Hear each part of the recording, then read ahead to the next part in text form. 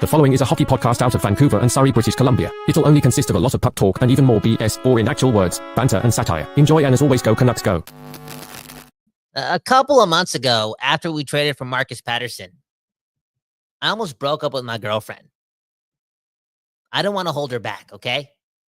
And now I'm here saying that Tom Willander is going to broke up with my girlfriend.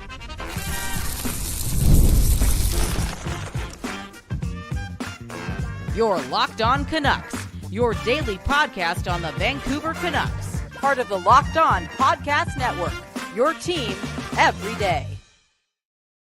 People, sorry for the technical difficulties. I have no idea what happened there. It is what it is. Today's another episode of Locked On Canucks because, we do this every day. We do this for you and you and you and you and you and you. And today we're talking about Marcus Pettersson making Tom Willander the best prospect in hockey, okay? It is what it is. That's life. That's this, Locked On Canucks. My name is Kyle Bauman, one love to the Don't Doze Art Lab, for giving us the space to give you the West Coast bias. We got Trevor Beggs joining us in a couple of minutes. He's bringing home the bacon. Again, it is what it is. And Tom Willander, a guy that we got to see next season. And if we're going to do so, you got to use Game Time, right? Game Time's that place. Last minute tickets at the best price guaranteed. Download the app, use code LOCKEDONNHL for $20 off your first purchase. Again, though, Tom Willander, a person you got to see, whether it be in Abbotsford or in Vancouver. But let's just, push it to Vancouver. When he makes the team, whether that be out of camp or not, I feel as if he's going to stick for a long time because it's so obvious he's going to get a lot of minutes. With Marcus Pettersson, which to me equates like satisfaction guaranteed. You got Marcus Pettersson, the Swedish veteran defenseman, sort of like Chris Tanev. Go watch BlueLine Hockey. They also brought up the Nicklas Hjalmarsson comparison from a player that was so significant for the Blackhawks way back when. But again, that leadership, that poise, again, his skill set, his ability to make a first pass, not be an idiot, not be a dumbass, skate very well. You coincide that with Tom Willander's athletic ability, his will to play the game, his I would say Philip Hronek offensive output, like tendencies. There's just something there, and the Swedish connection, the translation. You know what I'm saying? Automatic success. That's what makes Tom Willander the most important prospect in this organization, still the best prospect in this organization. Now, there was a report or an article written from a guy named Corey Pronman. I think that's his name. Anyways, he wrote an article and he put together a top 5 list of every single team in the NHL and their prospect pool. And again, he's ranking them, right? The organizational prospect pool ranking. And he had Braden Coots at number 1 and Tom Willander at number 2 for your Vancouver Canucks. I think the rest of the list kind of went like what? Jonathan Lecker, Maki Aturatu, and Elias Pettersson. Anyways, it kind of baffles me that, a guy like Corey and some others don't see the obvious. Again, the Canucks, a defensive team, Adam Foote, been doing work here for quite some time. Quinn Hughes' favorite coach, Kevin Dean, a defensive wizard too. You know what I'm saying? And then you look at Tom Willander's skill set and you compare it to Braden Coots. I feel as if, I know they play different positions, but the base layer of skill that both players provide from, the initial outlook, I would say they're pretty similar, but the ability for one to succeed and succeed so well and provide, top tier value to a team, it's so obvious. It's so efficient and so ASAP with Tom Willander. I think Tom Willander can be a top 4 guy this year. But once he gets it, and I know he wasn't super standoutish at Boston University. He was solid. He did his thing. Hockey nerd, came overseas right away to get acclimated to the North American ice. Had some success there as a team, but again, didn't overly stand out. That being said, we don't need him to be extra here in Vancouver. And As a second pairing guy, a right-handed guy playing with Marcus Pettersson, I just feel as if there's no safer bet on this team when it comes to our young players and who's going to have success right away. Because I can't be the only one knowing that those two, Pettersson and Willander, are going to play together for quite some time. In fact, maybe, just maybe, Patrick Allvin, in that mind of his, already has seen that pairing, and that's a big reason why he brought Marcus Pettersson over to the club.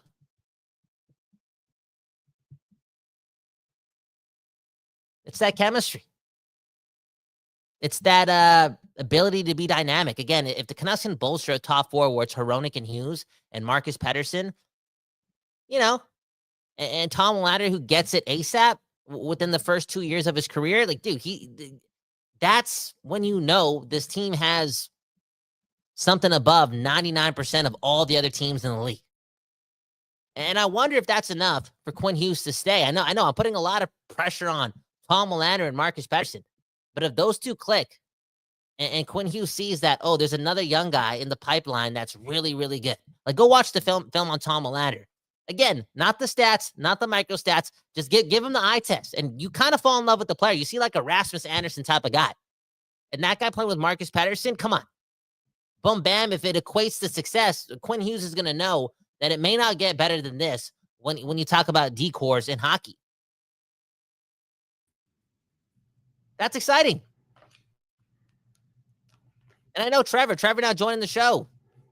I'm getting ahead of myself. I know I am. But I got faith that Tom Willander this season, once he gets the call up under that system, under that tutelage with Quinn Hughes, Adam Foote, Kevin Deed, and Marcus Pettersson, like, he could find a place on this team ASAP. Am I right there? Hey, you sure are, bud. And you're frozen to me, man. So boot me out if you can't hear me or if I'm cutting out. But yeah, I mean, Tom Willander, he's got some excitement to his game, right? And I think one of the big knocks on him, and I know one of the reasons we want to talk to this today is because Corey Proman from The Athletic had Braden Coots as the Canucks' best prospect. And then he mentioned actually on The Athletic's NHL show that Thomas Drance thought it was Licker Mackey. So some people think Willander's maybe the third best Canucks prospect, right? But I think for Kyle, for you and I think we're both in agreement that it is probably Tom Willander. And again, the knock against him is perhaps the lack of puck skills. But again, I think he's really worked on the defensive side of his game. Like, you saw that when he was on Sweden's World Junior team. He wasn't the go-to option on the power play. That was Axel Sandin Pellikka. At Boston University, he had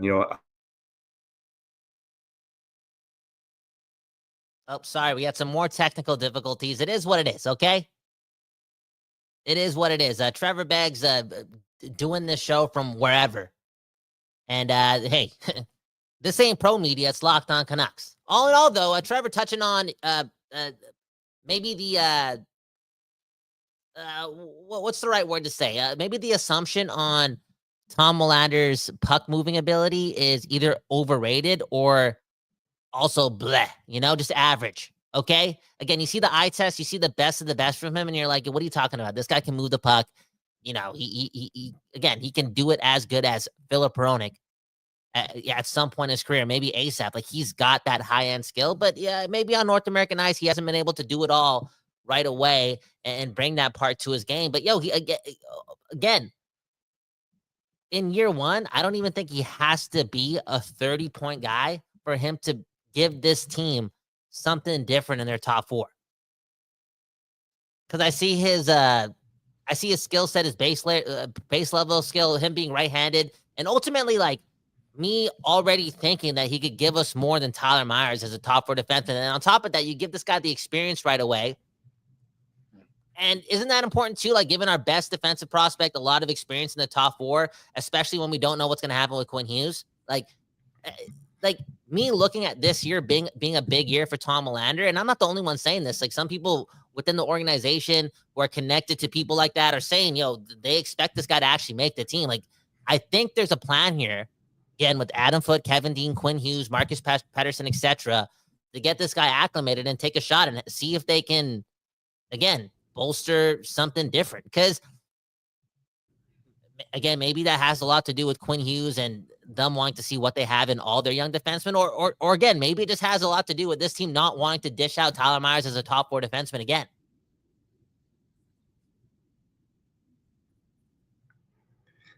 Yeah, I mean, and Tom Willander absolutely has to earn it. Kyle, you and I are big believers in the guy. Like, we're definitely believing that he can earn it. And that's why, again, we think that he's the Canucks' top prospect. Now, I think is okay. More technical difficulties with Trevor Beggs. Trevor, just leave. Go home to your kids, okay? Or connect to some Starlink, Elon Musk stuff, okay? Can't hear him. Let's go to the comments. What are you guys' thoughts on a future pairing of Marcus Pettersson and Tom Willander? We may have to cut this episode short because of the technical difficulties. And I'll tell you what, again, Marcus Pettersson, when he gets traded here, I'm pissed off. I'm mad. I don't want him. I almost broke up with my girlfriend because, in my mind, I'm like, I don't want to hold her back.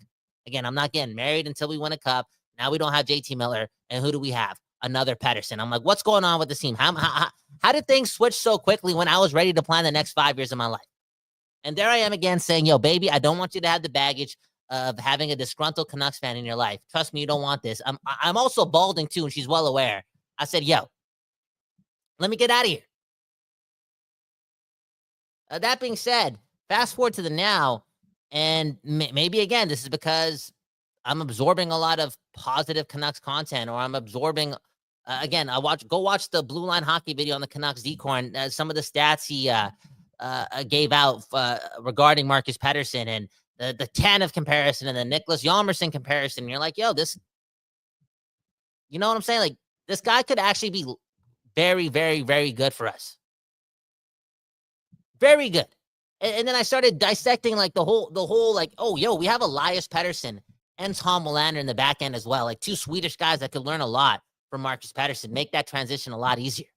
And then, Adam Foote, Kevin Dean, and Philip Hronek and Quinn Hughes, the best defenseman in hockey. Like, there might be how do I say this? Like an assembly-like warehouse scenario where they're just manufacturing great defensemen because they have the infrastructure to do so, and they happen to have Mancini as well, and Kuriatsi they have a crop of like real good young defensemen, and a part of me feels like 50% of them are going to turn into top 4 guys, and one of them is including Tom Willander. That is just the truth. Trevor, again, I kind of want to cut this episode short now since we're going through technical difficulties. We'll be back tomorrow, but just finish off on some like Marcus Pettersson, Tom Willander chemistry. Marcus Pettersson, what he means to that decor. Again, BlueLine Hockey comparing him to Nicholas Hjalmarsson. Like, we were so pissed off when the trade happened, and now we're here. I guess we have to roll with the dices and just hold on to the D firm and take it in, take all that D in, and just fall in love with it. And Marcus Pettersson is a huge part of that.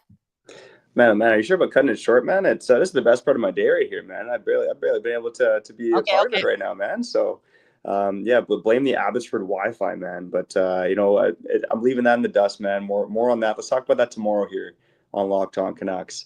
But yeah, I think with Tom Willander, I'm kind of curious, Kyle. Maybe we'll touch on this on the other side, man. You press the buttons, I'll do the ad read. Boom, bam. That's teamwork, baby. I'm kind of curious about where you think he best fits on this team, because earlier this offseason, I've been talking about it for the last 20 minutes. I've been saying 10 minutes is Marcus Pettersson. It's the second pairing. And this is why I wanted to talk about it. Let's get it on the other side, because I think you're wrong, buddy. Let's get to the other side here. Locked On Canucks. All right, before we get back to the program, let's shout out our friends over at Game Time. Hey, this gets my balls tingling, man. NFL football, it's nearly back, okay? And you know what? I might be taking a pay cut soon, man. So I'm not sure if I can afford those NFL tickets, but I know the one way I might have a shot at affording those tickets is by using Game Time. Because Game Time, they got the lowest price guarantee, baby. And you know what? Sometimes, you got to be a little sporadic in life. And if you want to buy tickets at the last minute, well, the deals on Game Time can drop as much as 60% off the closer you get to Game Time. So, Kyle, you can come with me, go watch the Seahawks and Sam Darnold. All right, man. And, hey, man, one day we're going to fly to Green Bay together. I'm going to go to enemy territory for Seahawks and Green Bay Packers. Whatever you're watching, whether it's NFL, Canucks preseason, it's next month, baby. The Canucks are back to the Raj in just a matter of weeks. Whatever you're buying, make sure you get the tickets on Game Time. Download the Game Time app, create an account, and use code LOCKEDONNHL for $20 off your first purchase. Terms apply. Again, that's promo code LOCKEDONNHL for $20 off. Swipe, tap, ticket, download Game Time today.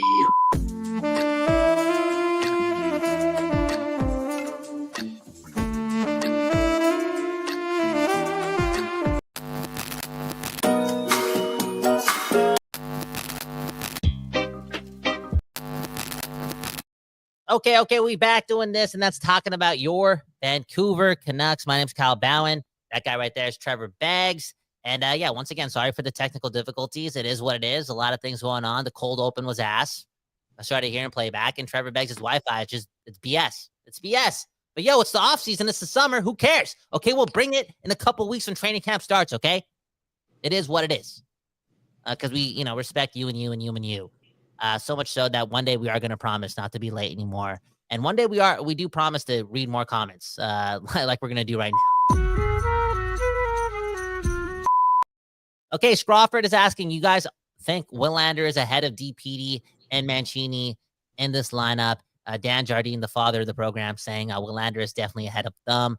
Andrew saying, I'd like to see Willander cook a year in Abbotsford. I get all those theories, and I understand it. It makes a lot of sense, especially with guys like Mancini, like already having that much experience and looking good. Like let's give Valentino Martini Mancini the third some credit. Let's give Tyler Myers some credit too. Like he's been playing better, although I would love to see him on the third pair as opposed to like being a shutdown guy because I'm tired of that. All in all, though, I know it. Trevor, maybe you'll find out soon. Down the road, if this is true or not. But like, I think they brought in Marcus Pettersson and had him at the top of their list because ASAP, I'm talking ASAP, they wanted to make the road easier for, Elias Pettersson down the lineup, being a left-handed as well. They're not going to play together, but they wanted to make the road easier for their top prospect. That's Tom Willander. Yeah, and I think Marcus Pettersson, he's going to be there and provide some great leadership for Tom Willander. But I think here's the main reason why I don't think Tom Willander should play with Marcus Pettersson next season. I think that the number one shutdown pair for the Canucks should probably be Marcus Pettersson and Phil Pronik. Two experienced defensemen on the same pairing, playing against the opposition's best players. Both of them, they should be up to the task for that. That'll allow Quinn Hughes to get on the ice in better matchups. Not that he needs it, but if you can get better matchups for Quinn Hughes, it's just going to be that much more magical. And I think that some Tom Willander playing with Quinn Hughes, he's not going to play 24 minutes a night, but the majority of his even strength shifts playing with Quinn Hughes, I think that's going to be a great learning experience for Tom Willander to see how a player like Quinn Hughes plays the game. I think he's got the speed to keep up with Quinn Hughes, the speed to get back if Quinn Hughes does get caught, which he rarely does. But again, I think for me, the way I'm looking at the Canucks lineup is Tom Willander with Quinn Hughes is what I want to see. Have Marcus Pettersson and Phil Pronik as your shutdown pairing, and then probably DPD with Tyler Myers. So yeah, even in terms of the question, like who's ahead of who on the depth chart, like I think right now, before training camp begins, DPD is more or less a lock, whereas Tom Willander could see time in Abbotsford. But I think in short order here, Tom Willander will likely be the guy ahead of DPD on the depth chart. But yeah, I'm really curious about where Victor Mancini fits in all of this because he was fantastic in the AHL playoffs. He's got the speed, he's got the size. The decision-making, I think, is the biggest part of his game. And honestly, Mancini's going to be an interesting guy to watch in training camp. Like, can he have a lights-out training camp and maybe even push Tom Willander down to the AHL? He will. I think he does that ultimately right away, and that's impressed so much so that they can't send him down. I think he's probably graduated clearly from the AHL level. But I don't know if that means he's a lock to be a forever Canuck. Like maybe, and again, there are some Eastern people, who stay up to watch those games in Hartford and in New York, and they could see that this guy has way more than a 5th round value, right? Where he was drafted in. Maybe because he makes the Canucks and he looks good on the Canucks, his trade value goes up, and he's a piece of a bigger deal. Like I don't know if he's just because they have or maybe he replaces Tyler Myers down the road. There's so many options, but I know what you're doing here. I know what you're doing. You're looking long term, and you're like, okay, in a couple years, Tom Willander, full-time NHLer, him and Quinn Hughes. I could definitely see that. I would even.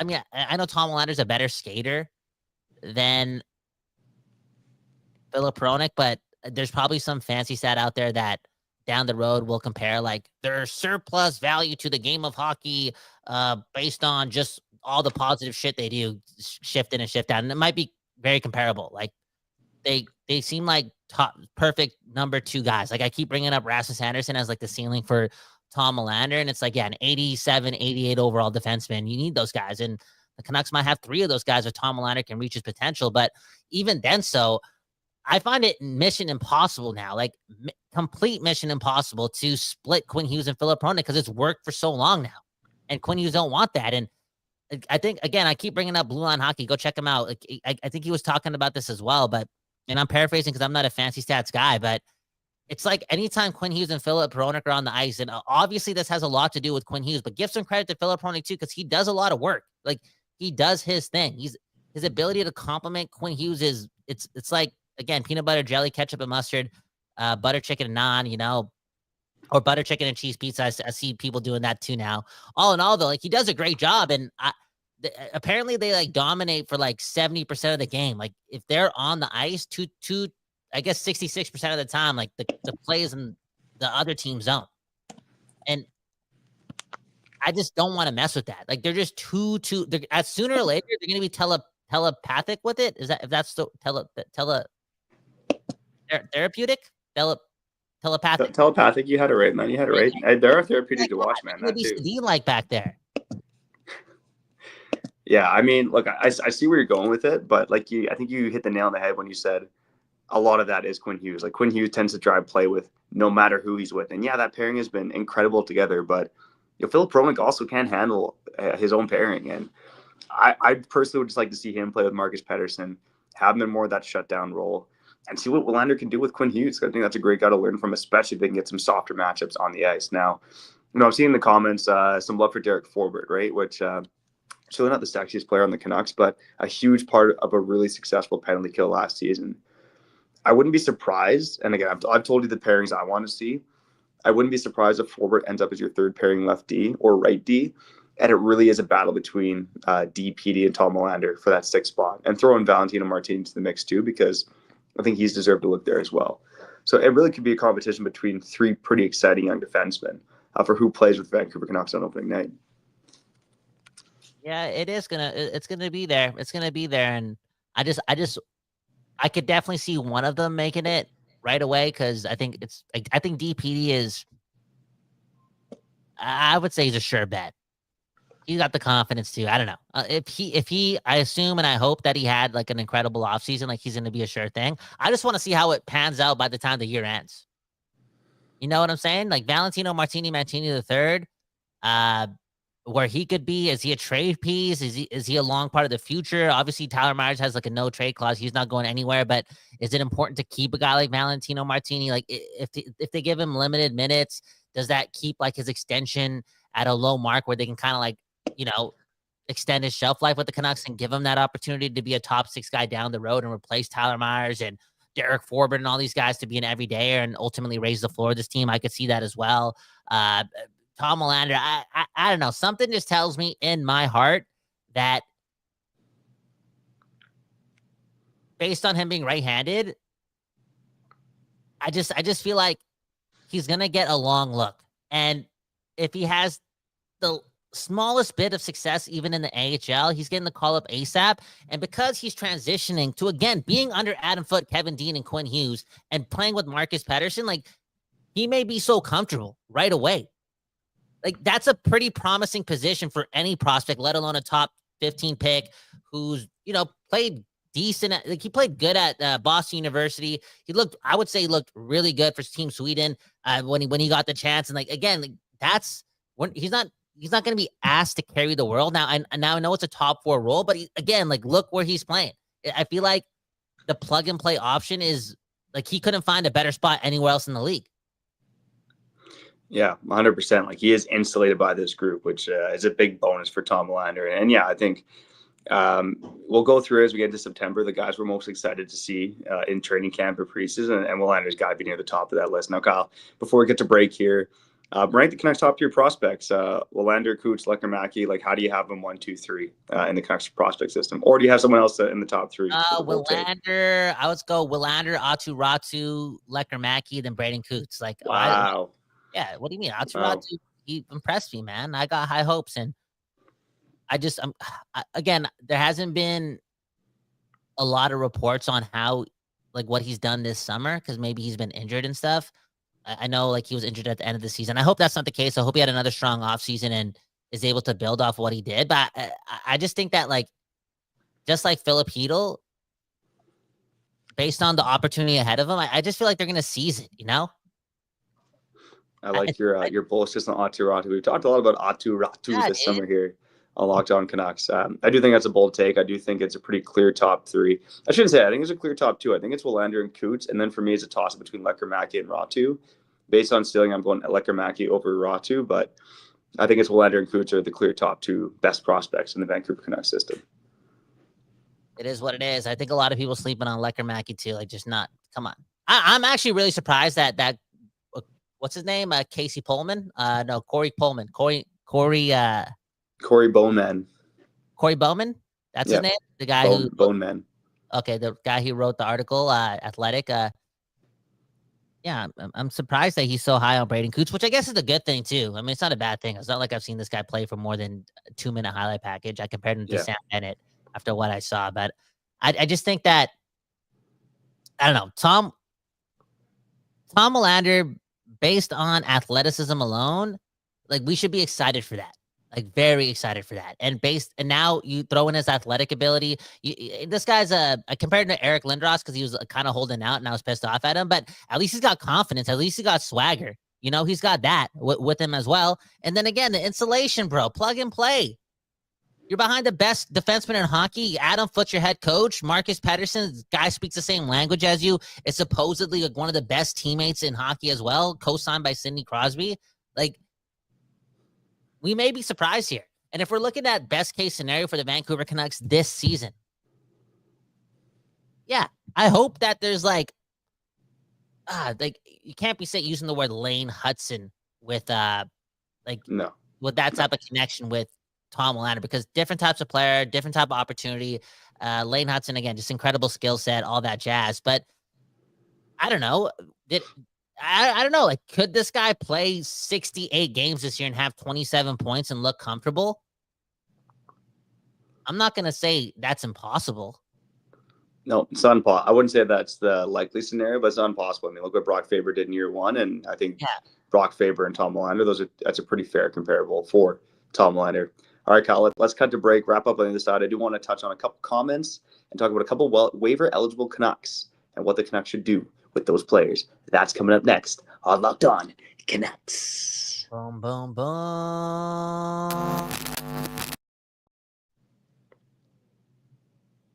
Oh, is there an advertisement? Nope, no ad. Technical difficulties. Whoops. Welcome to our lives.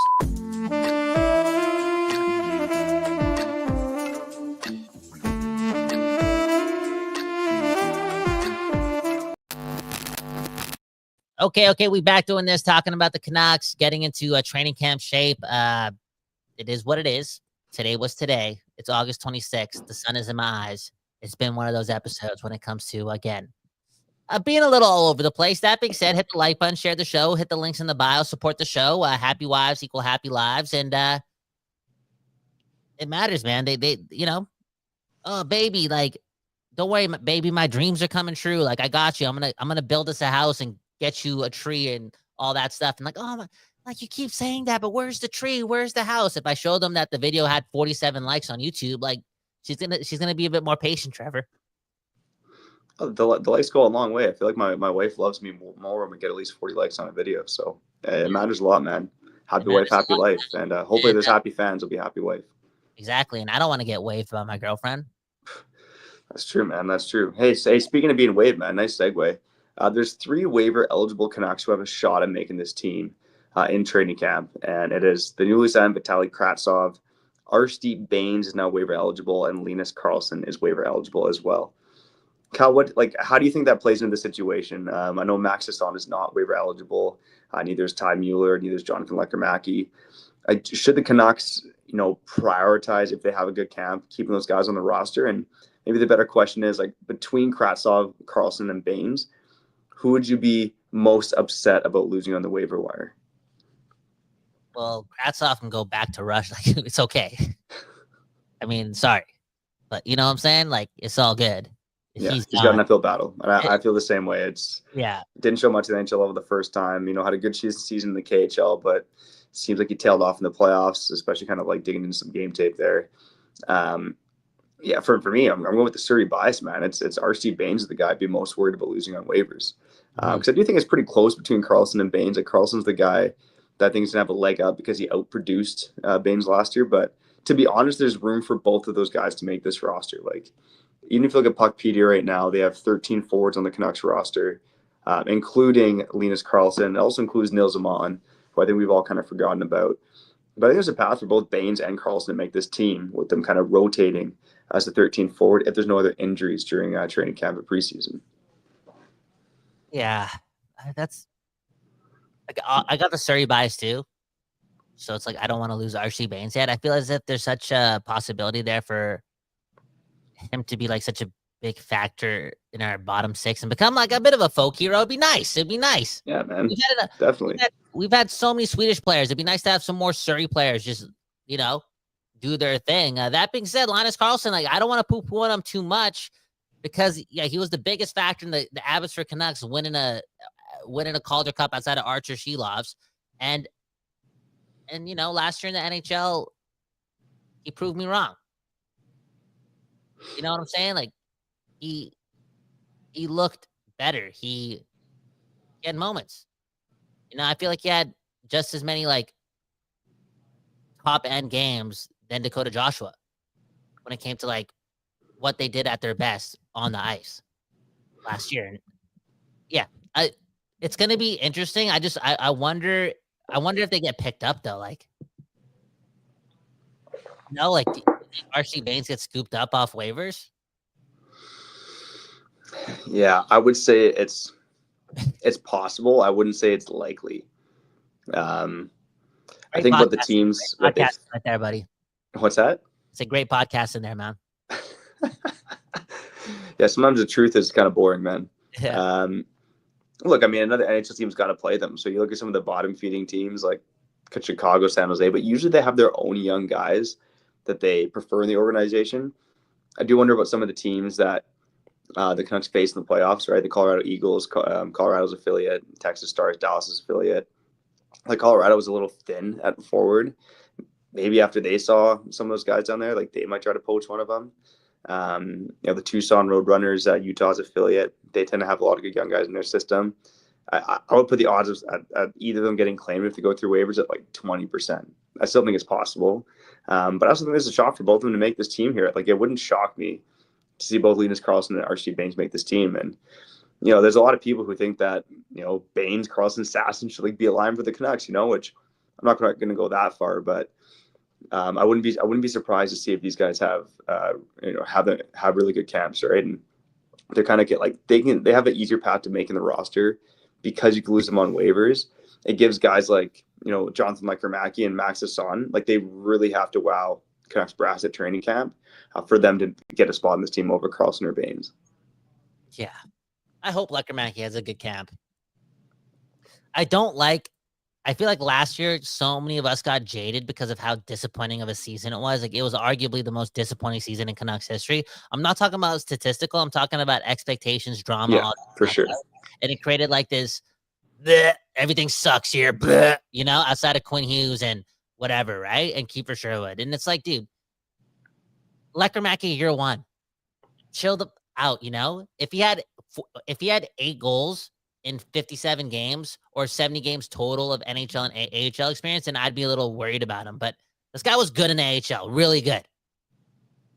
You know what I'm saying? And he scored a couple goals in the NHL too. Like, look at the goal he scored against Montreal. Look at the goal he scored against the Islanders. Like, I like his ability to just want to shoot the puck, let it rip. Okay. And obviously it didn't work, but the coaching staff ASAP saw him as a tool and they wanted to like make it work in the power play. Like, guys, put some respect on his name and have some faith that, I don't know, maybe he had an incredible training camp an incredible offseason that leads to like a training camp that blows us away, because we don't have a guy like that. Nowhere on this team. Not one guy in this organization is like Jonathan Lekkerimäki. Yeah, 100%. And I think, again, Lekkerimäki's probably a bit more of a long shot just because I think it makes more sense for him to marinate in the minors. Like, again, he's really got to blow the doors off at training camp. I think Carlson, of the three guys we mentioned, Carlson, Kravtsov, and Baines, probably is the most likely to be in the opening night lineup, just because he shoots the puck more and gets to the dirty areas. R.C. Baines is definitely more, not just a calm perimeter, but he's definitely more of a playmaker. The guy's shots per game in the AHL has been pretty low. He likes to set up his teammates and find his teammates. Again, I just don't want to bet against R.C. Baines' hockey sense, because I think he's a really, really smart hockey player. I just want him to be a folklore. Is that how you say it? Like, yeah, when you're a hero. A folk hero. Yeah, folk hero. So what the hell does folklore mean? I think folklore is like that would be the type of story you're telling. Yeah, the story. Okay. Anyways, I just want there to be a world where it's like outside of the Wally night in Rogers Arena, like R.C. Baines is like scoring goals. Like, you know how we had Shotgun Jake? Yeah. Like, come on, why the hell do we give Jake Virtanen like a moment like that? Guy sucked. Anyways, like, can we do something where, like, because Punjabi people, brown people, Sikh people, they're the nicest, like a lot of the nicest people ever. They give the most. Everyone eats, that's like one of their mantras. Everyone eats. I think they invented that statement. Everyone eats. Every time R.C. Baines scores a goal, and Francesco Aquilini, if you're listening to this, do not try to monetize this, okay? Trust me. I guarantee there's some Sikh people out there more rich than Francesco Aquilini. They business, they doing it. Anytime R.C. Baines scores, free samosas for everyone. I love it, man. I love it. And again, R.C. Baines, I want him to be my guy heading into the season, man, because Surrey, man, this is Surrey's Canucks show, and we got that Surrey bias for R.C. Baines. Now, Kyle, one great comment here I want to get to before we end off the episode from Bob Bluger, a.k.a. Teddy Bluger's uncle.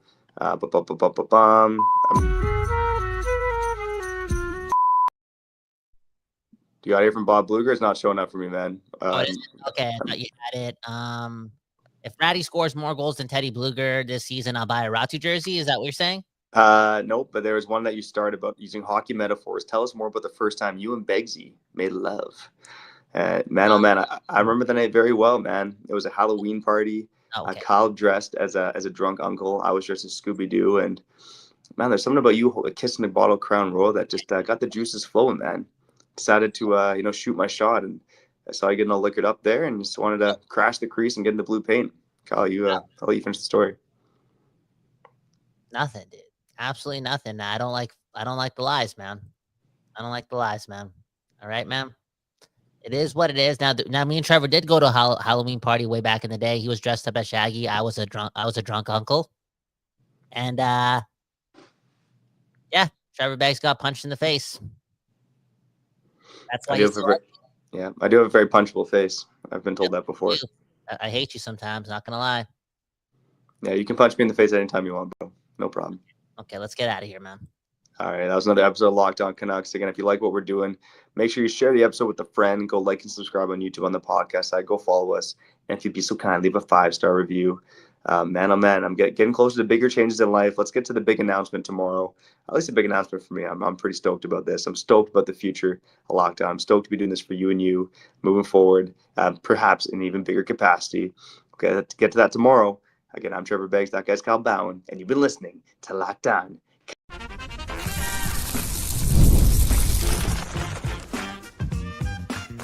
Your Locked On Canucks, your daily podcast on the Vancouver Canucks, part of the Locked On Podcast Network, your team every day.